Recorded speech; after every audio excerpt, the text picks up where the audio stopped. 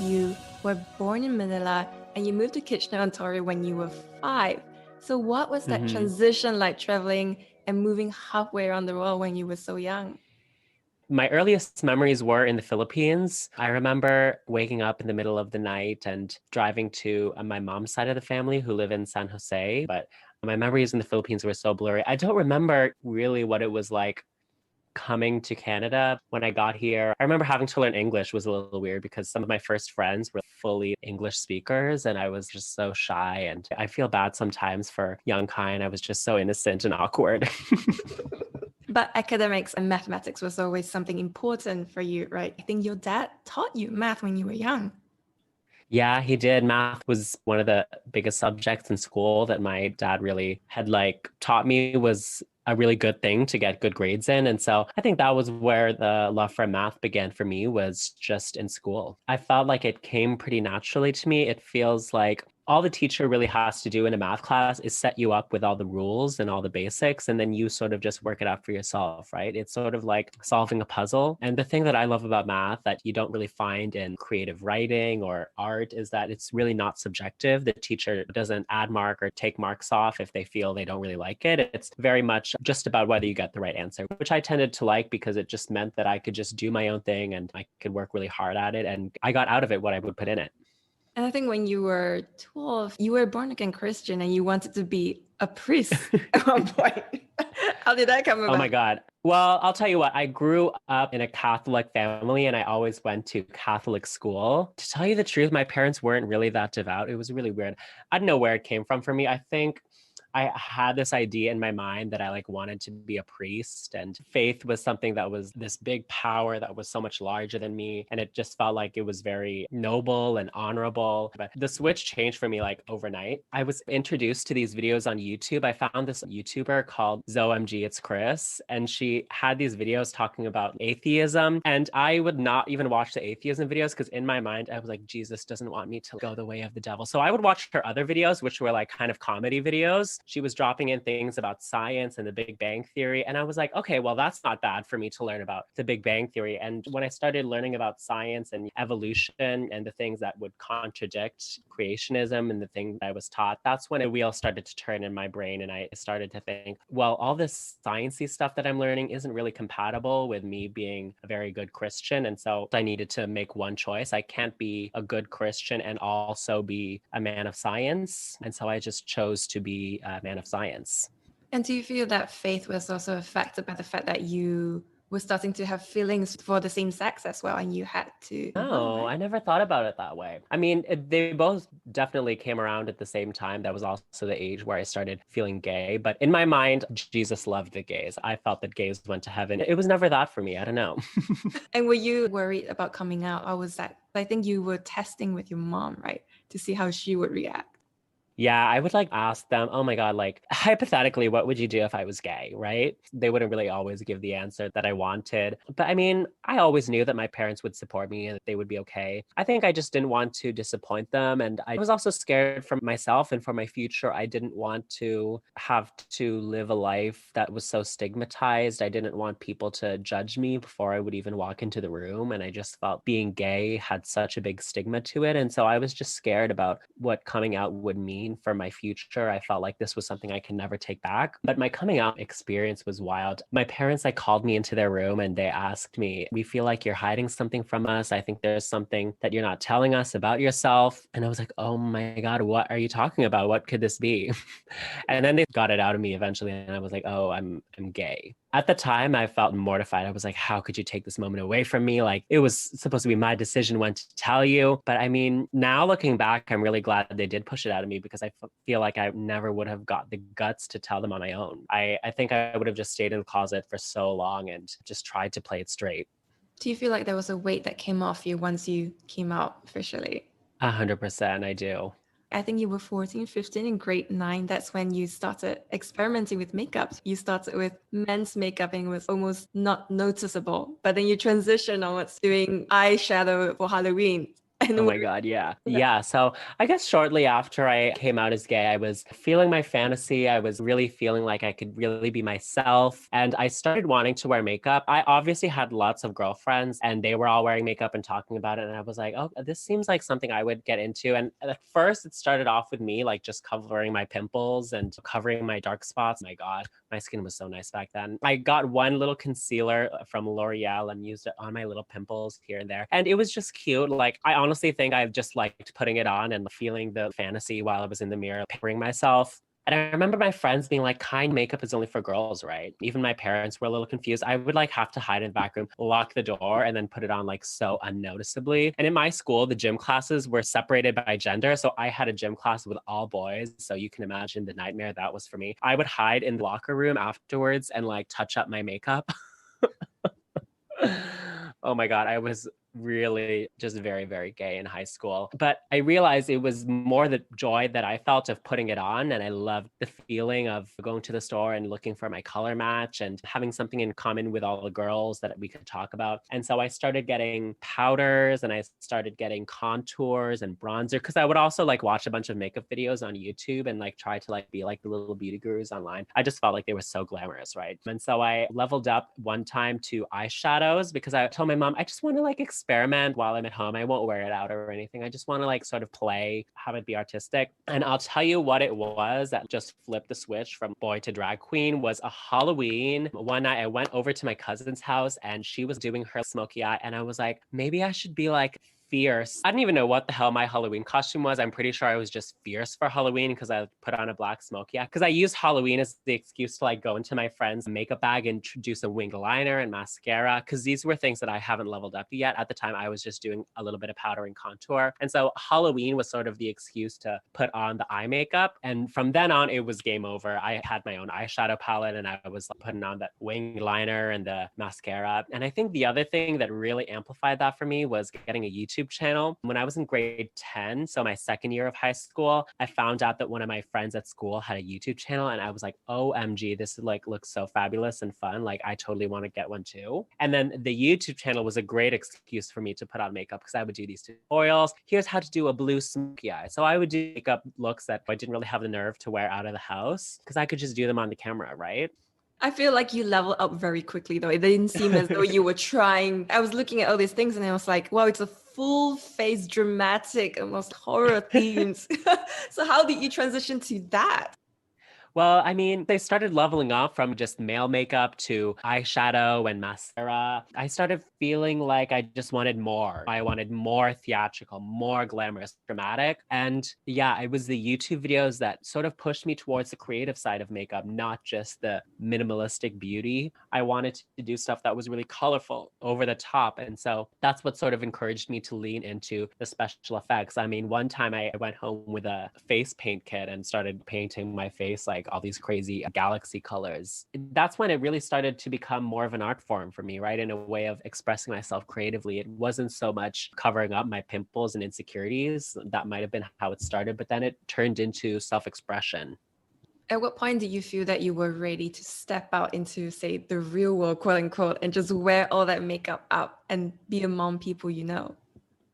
Probably around the time that I had my YouTube channel, I started going to school with my makeup and doing my just mascara and like I would fill in my eyebrows too. Oh my God, the like blocky brow phase that everybody had in like 2014. I was like the ringleader of that at my school.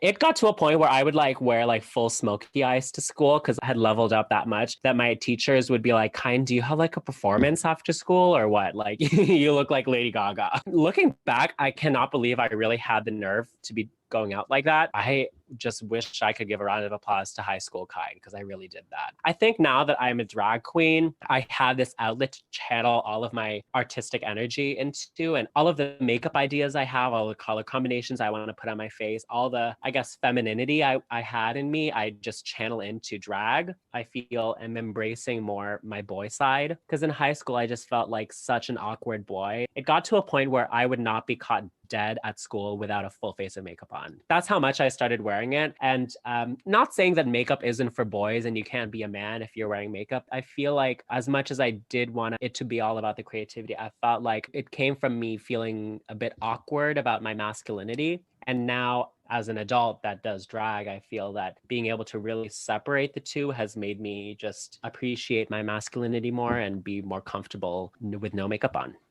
Were there other people around you who were doing the same thing as you? Not at all. I mean, in high school, I was really just the unicorn of the group. It was in university that I discovered drag, or maybe at the end of high school was when I started watching RuPaul's Drag Race. But then I never really thought that it was something that I could do until I saw a drag show in person when I was in university. My first drag show was in one of my university's student orientation things, because I'm from a relatively small town in Canada where we don't really have like a street full of gay bars like you would have in a big metropolitan city. So I'd never been exposed to it in my real life. At my school's little drag show, they brought in a bunch of queens from out of town. And I just thought it was the coolest thing because they were sort of doing something similar to what I was doing because they were putting on makeup and cross-dressing, except they did it and danced to music. And I felt that is just the natural next level for me. And so that's when I started doing it myself. Do you feel that it shattered your previous conception of what drag was? What is it really, for those who don't know? Oh, yeah. If you had asked me what a drag queen was when I was young, I would have said that it was a man in a dress who told jokes in a bar and did celebrity impersonations. I really had this notion that drag was full of perverts and something that was really weird and fetishy and just, I don't know, degenerate. I really had some bad stigma towards it. But then I think watching RuPaul's Drag Race, I started to see that it was more of an art form and more of a, just as somebody would put on makeup to express themselves, a drag queen puts on drag to express themselves and put on an entertaining show for the audience. That's really all it boils down to, is just expression and entertainment. And that's how I would define drag nowadays. At what point did you decide that you were going to do drag? Was it when you were doing YouTube? Because you could call OnlineKyne, right? When you Yeah. take on that drag persona, it's still Kyne. So where was that Yeah. moment for you? I mean, YouTube sort of factors into why my drag name is just Kyne, because I've been doing these makeup tutorials on YouTube, right? And then it's slowly turned into like special effects and really like dramatic makeup. And then when I started doing drag, I felt like to my YouTube subscribers, it was just the same old me in bigger wigs and more feminine costumes. So I felt like I was already sort of making a name for myself on YouTube, that if I started saying, okay, now guys, I want you to call me Stephanie or whatever, it would have just felt a little bit weird. So that's why I've just always gone by Kyne, because I think that for me, my drag is really just an extension of myself. It's not an alter ego as it might be to some other drag queens. It is just an extension of myself and my own creative mind. I was just so fascinated with the way that people get names like Brooklyn Heights. She shared this story about how I got my name because my drag mother just announced, saying, this is Brooklyn Heights. And I didn't even know that was me. And so it was so interesting for me to see how some people just get it. And sometimes you choose your name. Yeah, well, I feel my upbringing as a drag queen was very different from lots of queens because I come from a town where there aren't really other drag queens for me to learn from. And so YouTube was my drag mother, watching tutorials online and just teaching myself how to style wigs and how to sew costumes and how to do my own makeup. And so for me, drag was just all about the creativity and all about the craftsmanship. And I really didn't get into the club scene until much later on because I was also too young at the time. And how did you come up with your drag aesthetic? Because it's quite a traditional sort of makeup, like long flowy Yeah, it hair. is. I don't know. I feel everyone's drag aesthetic is sort of based on their own childhood influences and the type of divas they love. I'm very, as you say, traditional. I love Celine Dion and Mariah Carey and Diana Ross and Donna Summer. These were the people who I always had on in the house when I was younger. These were the singers that I always used to sing to on karaoke and still do to this day. And that was sort of what I modeled my drag based off of. I sort of see it as like, what do I want to look like when I'm on stage? How do I want other people to feel? And I want others to feel the way I feel when I'm witnessing like this amazing goddess on stage. That's sort of the presence that I try to give off. So there's the other love that you have, which is mathematics. So you went to Yes. St. Mary's High School, and I understand your relationship with math changed, and you started to see that it was very beautiful and elegant in grade 11 when you went for the International Fermat test. How was that? Yeah. So all simultaneously to while I was like doing makeup and having my YouTube channel, I was still up in the classroom getting A's on my tests. And my math teachers in particular really encouraged me to do extracurricular math activities. And I know what everyone's thinking. What's an extracurricular math activity? And at my school, it was a math club. There were math contests. And a math contest, for anyone who hasn't done one, is basically it's like a math test, but it's more about problem solving, and it's questions that are really challenging and don't involve a calculator. It's questions that just really test your reasoning and your ability to think outside of the box. And so my teachers encouraged me to do those because I was really excelling in my math classes. And then one year when I was in grade 11, I had performed particularly well on the Fermat test, as you mentioned. And on that test, I'm pretty sure I like tied for third place in the whole world, which was very good. I really felt like that was a fluke because the way they structure those tests is 25 questions and the last 5 are like killer. And I got the first 20 all perfect. Then I think I got 2 correct in the last 5 and then maybe another one like I just guessed and landed on the right answer. But for doing so good on the test, I got invited to a math camp. I know, it just gets nerdier, right? I got invited to a math camp at the University of Waterloo where they flew in a bunch of students from all over Canada. All these students had performed well on the math contests. And so we had a week at the University of Waterloo where we would take some classes, play some games, attend some lectures. And it was sort of the university's way of saying to us, we think you're really exceptional students. Here's a taste of what university life is like. Here's a taste of what higher level math is like. And that's when I started really to fall in love with math and see that math was something that was really creative and really beautiful and really interesting. Because in high school, math is taught, you just learn a formula and then you apply it to a bunch of word problems and then you just crunch numbers in a calculator. And in high school, I was really good at math, but I didn't really see it as something that was like fun and beautiful and elegant. And then in university, math is way more creative.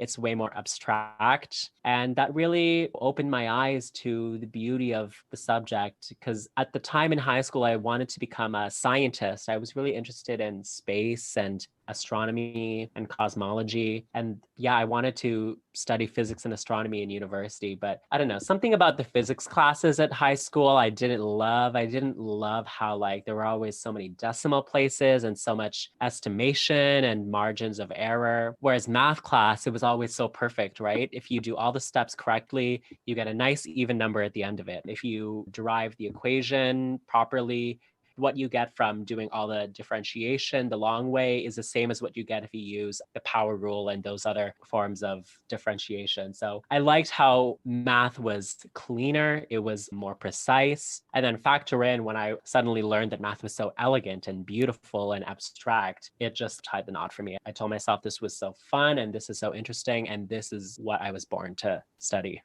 Wasn't there a lecturer who also told you that math could be used for social good and that they was in fact being manipulated for people to not be able to get their insurance claims? Yeah, it was at that math camp actually. At one of our dinners, one of the liaisons got up on stage and he was like, thank you for being here. We really appreciate it. And as you go on into your careers, just remember that, as you said, math can be used for good or it can be used for evil. It can be used to deny people insurance. It can be used to squeeze money from people just a couple cents at a time, just by using like little tricks of accounting. And it's really your responsibility to do it for the greater good and to do math with a conscience. And that really stressed me that math, it's not just doing math tests. It's not just plugging in a calculator and getting an answer at the end. These numbers represent people's lives and people's bank accounts and their financial futures. It represents real numbers to people. And so you have to do it with a sense of responsibility. And after that, you got the Schoolage Leader Scholar Award, I believe, to go and study mathematical science at University of Waterloo. How was it going to university and studying math while being really active on social media as well? Because I think in 2018, you also joined the NYX Cosmetics Face Awards and you were top 12. So Oh my gosh. very Yes. busy life. Yeah. Well, when I got the scholarship, part of my little essay that I wrote, my YouTube channel to them, and I talked about how I loved makeup and I wasn't shy with any of it. I didn't hide any of it. And I just told them honestly, I have these two loves and I'm really creative and I love to be artistic. And it might not have anything to do with math, but I have other sides to me. And I think they really responded to that. And I did get the scholarship and it really changed my life. It meant that I could devote more time in university to having fun and having a YouTube channel. And I didn't need to work while I was in university. So that it gave me lots of free time. So I would do my assignments at school. And then when I got home, I would film a video for YouTube. I wasn't doing like a video every day. You know, there were times that I took time off for school and people understood that. My subscribers understood that I have other things that I have to do. I wasn't never a full-time YouTuber, right? So during your university time, COVID-19 hit, and that's when you started TikTok. It was only on 25th of April when your first video dropped. And in 2 weeks, you got 160,000 followers. 2, 3 months, you got half a It was million crazy. followers. Must have been crazy. Oh my gosh. I didn't realize that it was that fast when you put it like that. I heard about TikTok back when it was still Musically. And ever since then, up to the day that I downloaded for myself, I was like, oh my God, TikTok is so nerdy and it's so weird. And it's all these cringy little kids doing dances. And then the pandemic hit and everyone was at home, bored with nothing to do. And I was like, you know what? These kids on TikTok are actually pretty funny. Let me just download the app so I can just scroll through and laugh because I was like, these videos are really funny. And then as I was sitting at home doing nothing in the middle of the pandemic, I felt like I wanted to do something different. It was at a time where I started to feel burnt out because of YouTube. I started to feel tired of making all these makeup tutorials and wig tutorials. And I just felt like not very inspired by it. So I was like, why don't I just try something different and feel creative again? And so I started asking myself, okay, what kind of content could I make on TikTok? I could do like comedy, I could do makeup stuff on TikTok. And I was like, Kyne, why don't you just do something totally out of the box and make riddle of the day and do like a math video? And it'll be cute. You'll be a drag queen talking about math. It'll be like different, right? And so I did that and I was really excited about it. I like told everyone I know, oh my God, like watch my TikTok videos. And it was just crazy. I felt like my first 3 videos, it was just my friends following me. And then I don't know, all of a sudden it just took off like a rocket. And I got 1 million views on this one video where I was folding paper, saying how if you could fold a paper 42 times, it would reach the moon. And then Yahoo wrote a story about it. And I started getting on BuzzFeed and Pink News. All these publications wanted to write about the drag queen that does math. And it was just wild. Did you feel the whole world was now looking at you and thinking, oh my gosh, what next? Can he top the last one?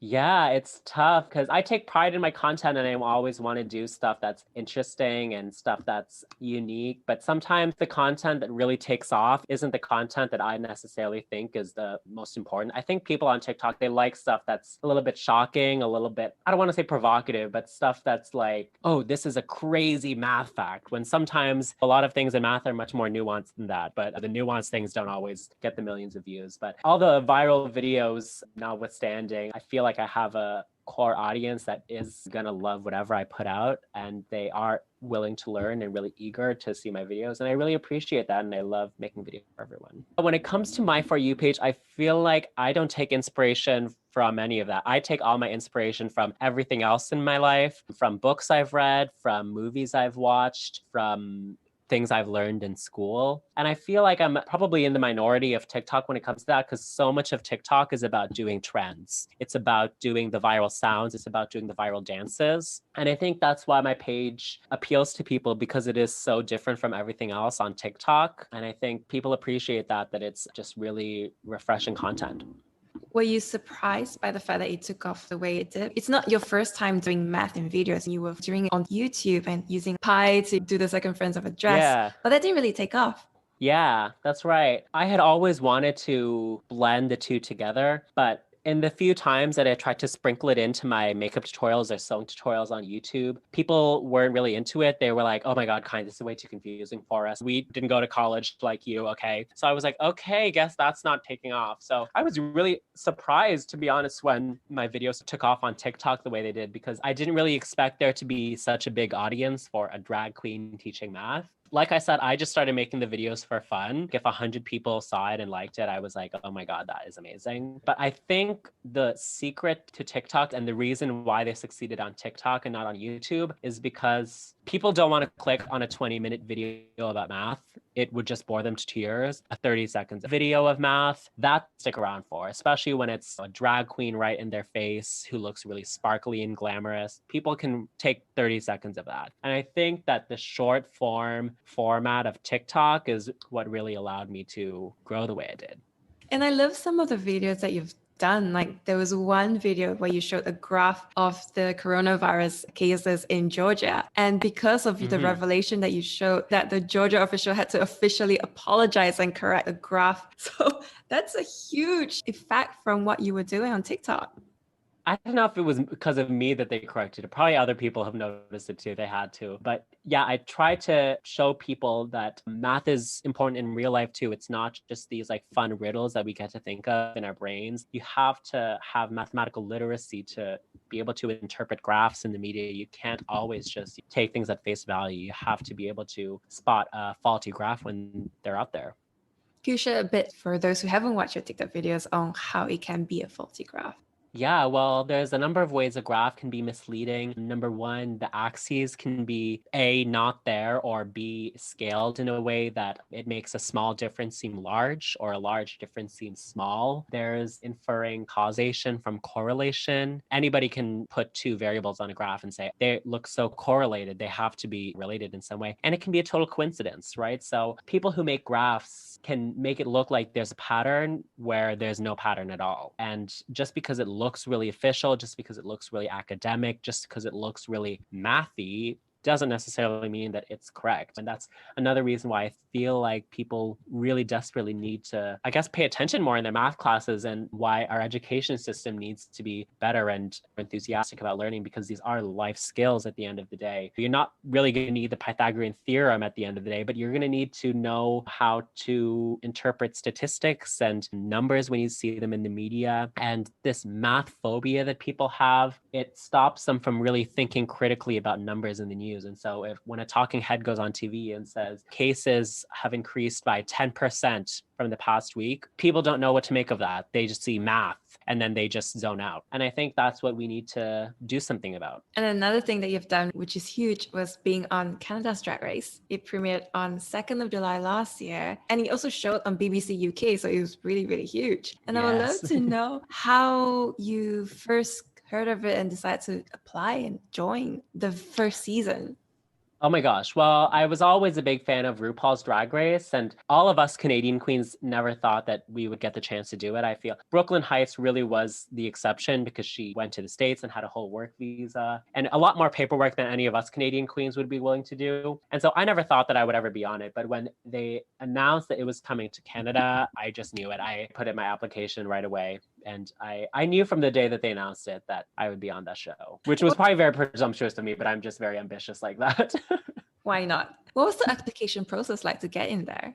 I had to do an audition video, and they sort of get you to do a bunch of little challenges, sort of like similar to what we would be doing on the show. Like they want to make sure that you can sew, they want to make sure that you can act a little bit, and they want to know if you could do a good snatch game. So just little things like that.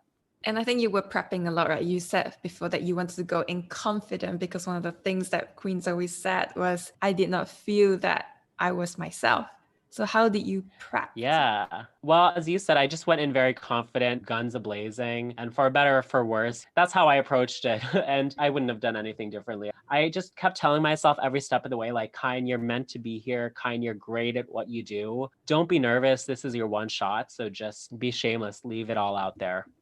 One of the things that RuPaul always says is you need to have 4 qualities: charisma, uniqueness, nerve, and talent. So what was it like having heard him say it and then being there, seeing him on screen and so welcoming you and realizing you're a part of that whole family? It was crazy. It was just so surreal on that first day. We were all just looking at each other, just speechless, communicating with our eyes. Oh my God, this is crazy. This is absolutely insane. I can't believe we're here. I can't believe we're doing this. I can't believe this is real. That was just the feeling.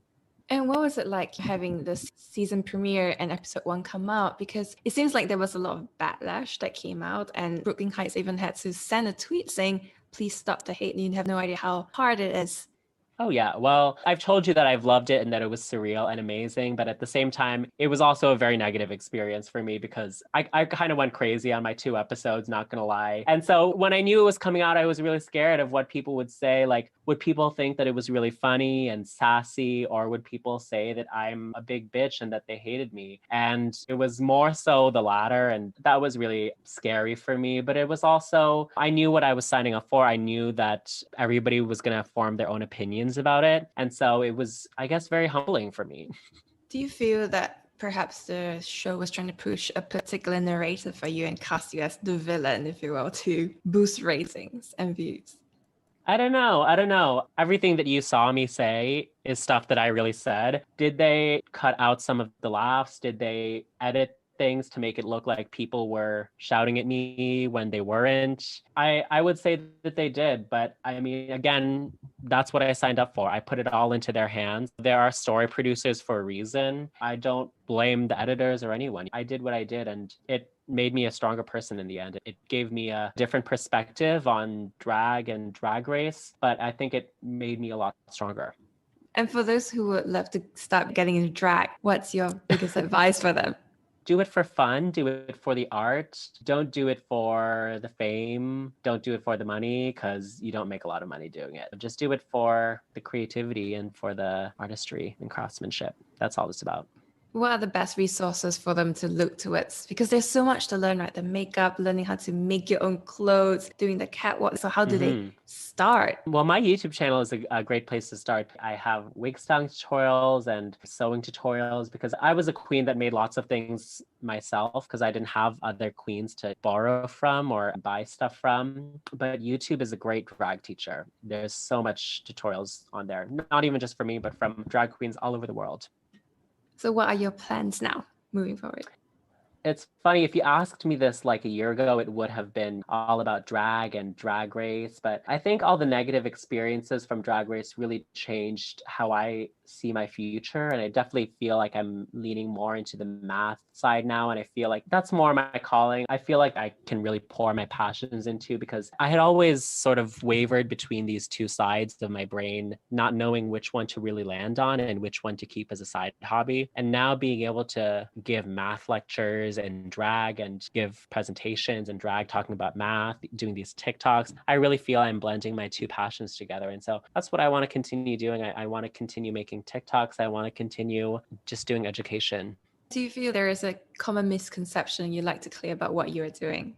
I'll tell you what, something that I sometimes see on straight websites when other people like publish stuff about me, people think I'm trying to brainwash children into emasculating men, things like that. It really is nothing of the sort. I'm just teaching people math. I just happen to be wearing glamorous costumes. I teach people that anyone can be a mathematician. I want people to see that math is for everyone, whether you're a man or a woman or you're gay or straight or anything in between. Mathematicians don't have to look a certain way or talk a certain way.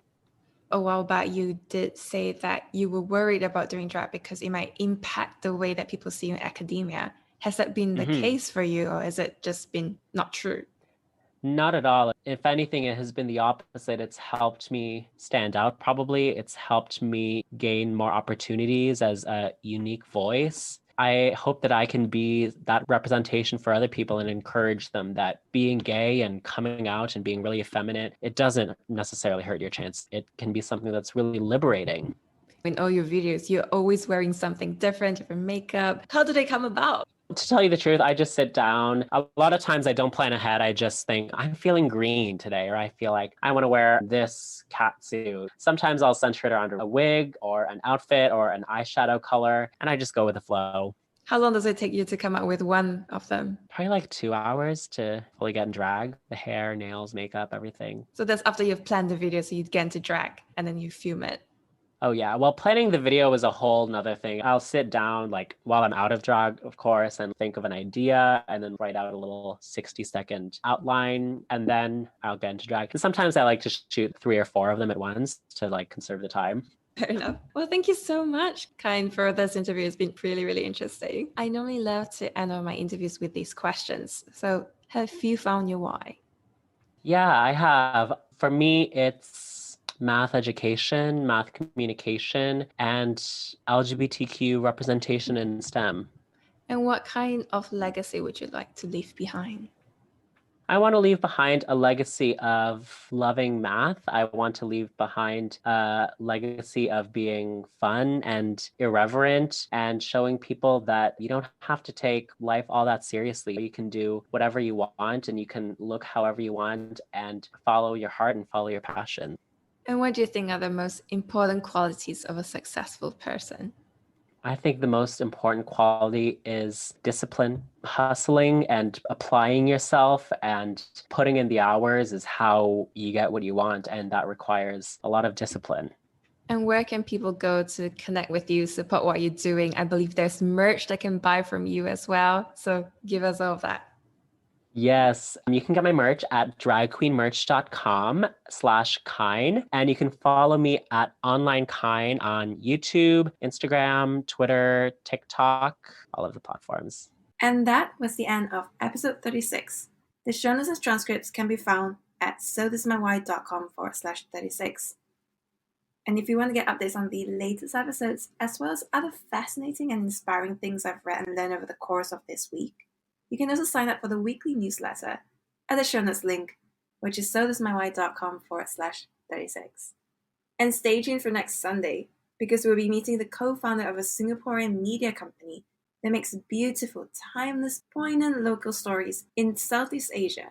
Stories that include Singapore's last giant joss stick maker and crab hunter at Pulau Ubin to the horticulturalist off Changi Airport and what happens to Singapore's sewage. We talked about what it was like establishing a media company while in college, collecting these poignant stories, many of them dealing with questions that most don't dare to ask, like, what is it like for a parent to lose a child? And the impact that COVID has had on their operations. Want to know more? See you next Sunday.